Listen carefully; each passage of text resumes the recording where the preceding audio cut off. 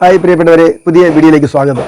നമ്മുടെ ഈ നാടിൻ്റെ സംസ്കാരത്തെ നശിപ്പിക്കാനും ഇവിടെ അവിഹിത ബന്ധങ്ങളും അശുദ്ധിയും വളർത്താനും യുവാക്കളുടെ ജീവിതം കുത്തഴിഞ്ഞ രീതിയിൽ ലൈംഗിക കാമകളികളിൽ പെടുത്താനും അങ്ങനെ ഈ നാട് കുട്ടിച്ചോറാക്കാനും മറുനാടൻ മലയാളി ചാനൽ ഷാജൻസ് കറിയത്ത വലിയ സംഭാവന നൽകുന്നുണ്ട്.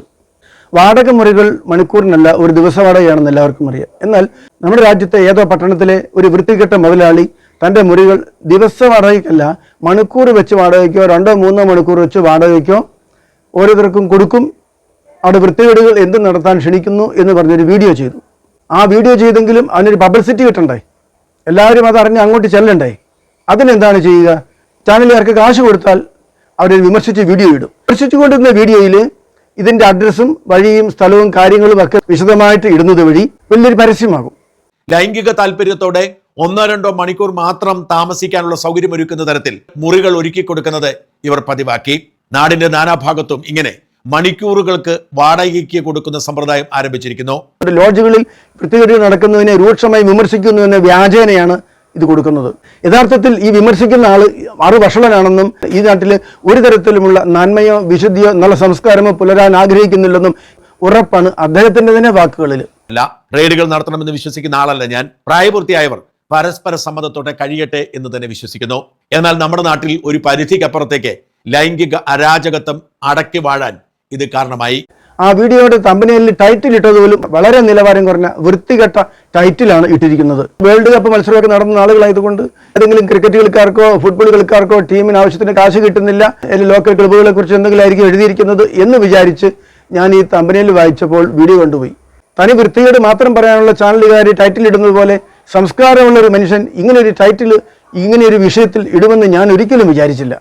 അതിലെ മുറി എവിടെയാണെന്നുള്ള ഭാഗം ഒഴിവാക്കി ഞാൻ മനസ്സോടെ പ്രേക്ഷകരെ കാണിക്കാം. പാർട്ട്ണറുമായി 2 മണിക്കൂർ. എന്നാൽ ആ വീഡിയോ കാണുമ്പോൾ സ്ഥലപ്പേര് കൃത്യമായി പറയുന്നുണ്ട്. ബോംബെയോ ബാംഗ്ലൂരോ പോലെ വലിയ ടൗൺ അല്ലാത്തത് കൊണ്ട് ചെറിയൊരു പട്ടണത്തിൽ തപ്പിയെടുക്കാൻ ഒരു വിഷമവും ഇല്ല. തന്നെയല്ല, സോഷ്യൽ മീഡിയയിൽ ഏത് പ്ലാറ്റ്ഫോമിലാണ് വന്നതെന്നും കൃത്യമായി പറഞ്ഞുകൊണ്ട് തന്നെ ആ വീഡിയോ കൊടുക്കുമ്പോൾ ഉറപ്പായിട്ടും ആ പ്ലാറ്റ്ഫോം തിരഞ്ഞാൽ ആർക്കും പോലും അത് കിട്ടുകയും ചെയ്യും.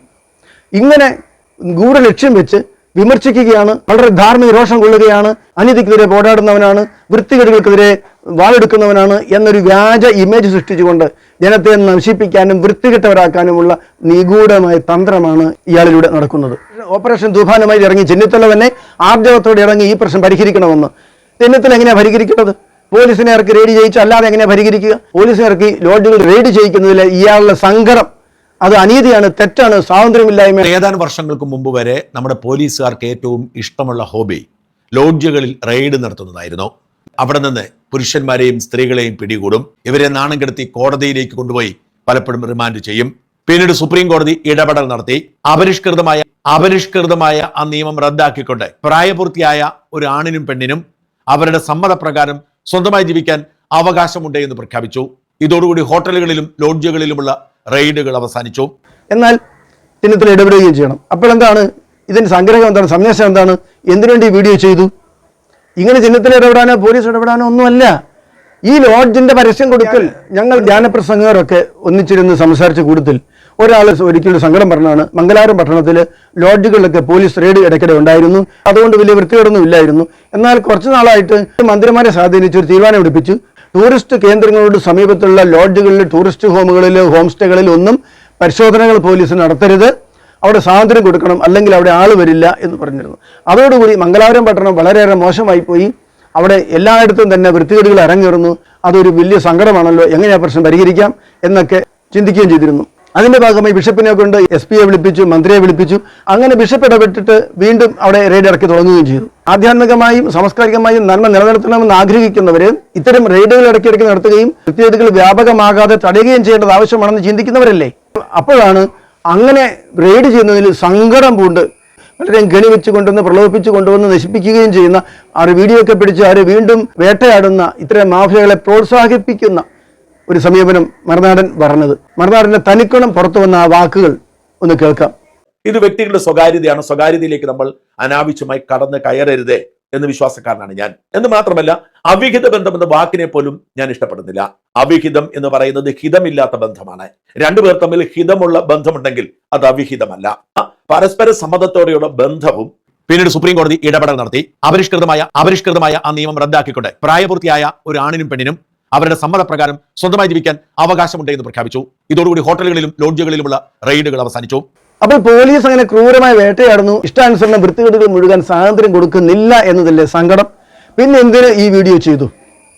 ഞാൻ കഴിഞ്ഞ ആഴ്ച ഇയാൾക്കെതിരെ ചെയ്ത വീഡിയോയിൽ ഇയാളുടെ സദാചാര വിരുദ്ധമായ സമീപനം എന്താണെന്ന് ഞാൻ സൂചിപ്പിച്ചിട്ടുണ്ടായിരുന്നു. ആ ഒരു ഭാഗം ഒന്ന് കേൾക്കുക. രണ്ടുപേർ തമ്മിൽ ഹിതമുള്ള ബന്ധമുണ്ടെങ്കിൽ അത് അവിഹിതമല്ല. അവിഹിതവും വിഹിതവും അഹിതവും എന്ന വാക്കുകളുടെ അർത്ഥം ഇദ്ദേഹത്തിന് അറിയാമോ? ഹിതം എന്നതിന്റെ ഓപ്പോസിറ്റ് അഹിതം എന്നാണ്, അവിഹിതം എന്നല്ല. വിഹിതം എന്നത് ഓഹരി, അവകാശപ്പെട്ട ഓഹരിക്കാണ് പറയുക. അവകാശമില്ലാത്തടത്ത് കയ്യേറുന്നതിനാണ് അവിഹിതമായി കൈവശം വെച്ചിരിക്കുന്നു എന്ന് പറയുക. അന്യന്റെ ഭാര്യയെ ഒരുവൻ സ്വന്തമാക്കാൻ ശ്രമിക്കുകയോ കൂടെ കൊണ്ടുനടക്കുകയോ ചെയ്യുമ്പോൾ അത് അവിഹിതമാണ്, അവൻ അവകാശപ്പെട്ടതല്ല, മറ്റൊരാളുടെ വിഹിതമാണത്. മൃതാടന് അതൊരു വിഷയമേ അല്ല. ഇത് പരസ്യമായി വീഡിയോ പറഞ്ഞതാണ്. ഈ വീഡിയോ കേൾക്കുന്ന അദ്ദേഹത്തിന്റെ മകളോട്, വിദേശത്തുള്ള മകളോട് അയാൾക്ക് എന്താണ് പറയാനുള്ളത്?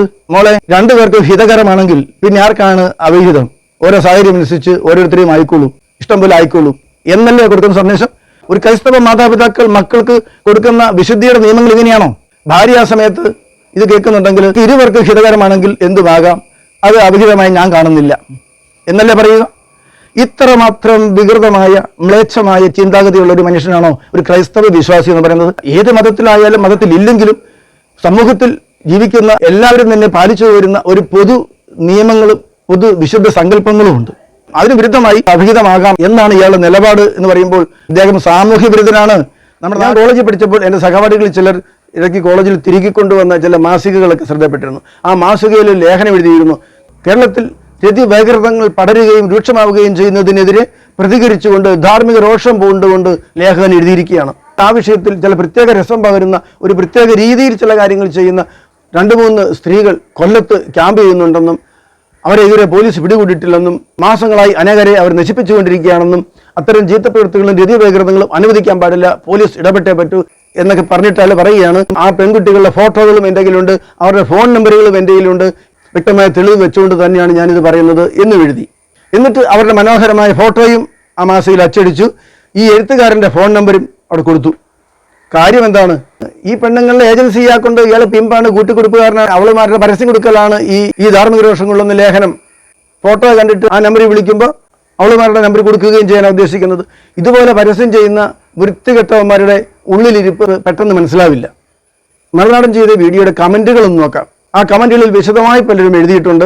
ഇത് കണ്ടിട്ട് അനേകർ അവിടെ പോകാൻ വേണ്ടി പരസ്യത്തിനല്ലേ ചെയ്തത്. വേറൊരാൾ ചോദിച്ചിരിക്കുകയാണ്, ഭരണം മാറി കണ്ടത് കിട്ടുന്നില്ല, അവൻ്റെ മാറ്റി പിടിച്ചതാണല്ലേ എന്ന് ചോദിക്കുന്നു.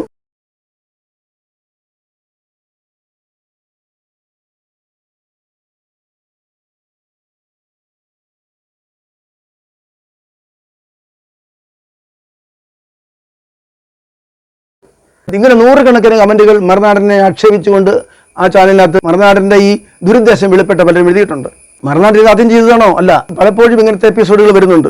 ഒരു സ്ത്രീ പേര് മാറ്റി ഫോൺ വീഡിയോകൾ ഇടുന്നു, അങ്ങനെ അതുവഴി വ്യൂവേഴ്സിനെ സ്വീകരിക്കുന്നു, കസ്റ്റമേഴ്സിനെ സ്വീകരിക്കുന്നു. മറുനാടൻ അവർക്ക് പരസ്യം കൊടുക്കാൻ ചെയ്തത് അവളുടെ പേര് മാറ്റിയപ്പോൾ ഒരു ഹിന്ദു നാമമാണ് ഇട്ടത്, അതും ഒരു ജാതിപ്പേര് ചേർത്ത ഹിന്ദു നാമമാണ് ഇട്ടത്. അത് ശരിയല്ല, അത് ഹൈന്ദവർ ആക്ഷേപിക്കുന്നതല്ലേ, സ്വന്തം മാതാപിതാക്കൾ ഇട്ട ആ പേര് തന്നെ ഉപയോഗിച്ചാണ് ഈ പണി ചെയ്യേണ്ടത് എന്നൊക്കെ പറഞ്ഞ് ആ പേരിടീലിന്റെ വിഷയം ഒന്ന് വിമർശിച്ചുകൊണ്ട് വിശദമായി അവളുടെ മനോഹര മുഖങ്ങൾ പലവട്ടം കാണിച്ചുകൊണ്ടും അവൾ ആറ്റിൽ കുളിക്കാൻ പോകുന്ന വീഡിയോ ഉണ്ട്, ആ വീഡിയോ ഉണ്ട്, ഈ വീഡിയോ ഉണ്ട് എന്നൊക്കെ പറഞ്ഞ് വീഡിയോയുടെ വിശേഷങ്ങളെല്ലാം വർണ്ണിച്ച് മറുനാടൻ്റെ വീഡിയോ അവതരിപ്പിച്ചു. അവളുടെ പഴയ പേരും പുതിയ പേരും ഒക്കെ വിശദമായിട്ട് പറഞ്ഞുകൊണ്ട് തന്നെ ഇടുകയും ചെയ്യുന്നു. അവളുടെ മുഖം മറയ്ക്കുന്നുമില്ല. ഒരു ചുവപ്പ് കളർ വെച്ച് ആ മുഖം മറച്ചത് ഞാൻ മറച്ചതാണ്, മറുനാടൻ മറച്ചതല്ല. അവരുടെ തൊഴിലാണ്. അവരുടെ റീൽസുകൾ എല്ലാം പോൺ സൈറ്റുകളെ ഓർമ്മിപ്പിക്കുന്നവയാണ്. സോഷ്യൽ മീഡിയയിലെ ഞരമ്പ് രോഗികൾക്ക് അവർ ഹരമാകുന്നതിൽ അത്ഭുതമൊന്നുമില്ല. ഇത്തരം പോൺ ചിത്രങ്ങളിലൂടെ, പോൺ വീഡിയോകളിലൂടെ അത് മോഡലിംഗ് ആണ് എന്ന് പറഞ്ഞ് നമ്മുടെ സമൂഹത്തിൽ ഇടപെടുന്നത് ഉചിതമോ എന്നത് ആലോചിക്കേണ്ടതാണ്.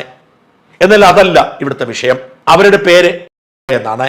ദയവായി തെറ്റിദ്ധരുത്തണം. ഇതിൽ പേര് കൃത്യമായി മറുനാടൻ പറയുന്നതുകൊണ്ട് ഞാനാണത് കട്ട് ചെയ്ത് ബ്ലാക്ക് ഇട്ടത്. മാതാപിതാക്കൾ നൽകിയിരിക്കുന്ന പേരുപയോഗിച്ച് ഈ പണി ചെയ്യുക. ദയവായി ഈ നാടിനെ കുട്ടിച്ചോറാക്കാൻ ഈ പോൺ നടിയെ അനുവദിച്ചുകൂടാ. അതൊരു ധാർമ്മിക രോഷം കൊണ്ടിട്ട് അതിനെ വിമർശിച്ചുകൊണ്ട് വീഡിയോ ചെയ്യലാണെന്ന് വരികയും ചെയ്യുന്നു. ഇതിന്റെ ഫലം എന്താണെന്ന് അറിയണമോ? 25,000 ഫോളോവേഴ്സ് മാത്രം ഉണ്ടായിരുന്ന വ്യക്തിക്ക് മറുനാടിന്റെ വീഡിയോ കണ്ടത് വഴി ഓരോ ദിവസവും ഓരോ ലക്ഷമാണ് കൂടിക്കൊണ്ടിരുന്നത്.